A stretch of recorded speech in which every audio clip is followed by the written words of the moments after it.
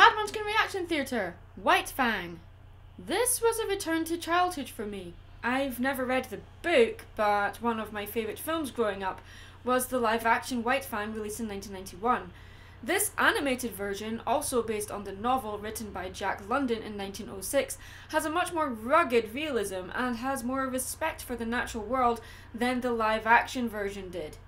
While the 1991 version was more like a boy and his dog movie, this animated version is the story as seen from White Fang's point of view, similar to DreamWorks' Spirit, Stallion of the Cimarron. Like Spirit, White Fang has no dialogue, but unlike Spirit, White Fang relies purely on subtle character animation and a gentle soundtrack. There are no pop songs here, and the film is better for it. The story follows a young wolf pup through a series of encounters involving both other animals and humans in the Yukon Territory during the 1890s gold rush. This movie doesn't tone down the violence, but rather suggests more is happening with additional sounds and dramatic music. This movie isn't for the sensitive of heart, since there are many fierce encounters involving animals versus animals, men versus animals, and men versus men. Some characters, both animal and human, are injured, but no actual blood is shown.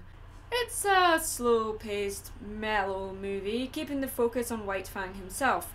There are no pop culture references, no forced pop songs, and no fart jokes.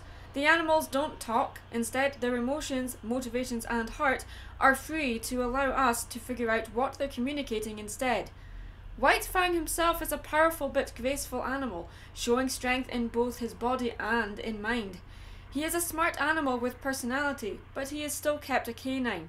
Though the humans do speak, they make the story clear and enough time is given to allow us to get to know the human characters enough for us to understand how they affect White Fang's story. Might they be his owner, his enemy, or his friend? Part of me feels this film will appeal more to animation buffs than the audience the film was aimed for. It's a beautiful animated movie, mixing CG with an oil painting textured visual technique. It's absolutely stunning. And if you're an animation buff like me, you will love this movie. Please check it out.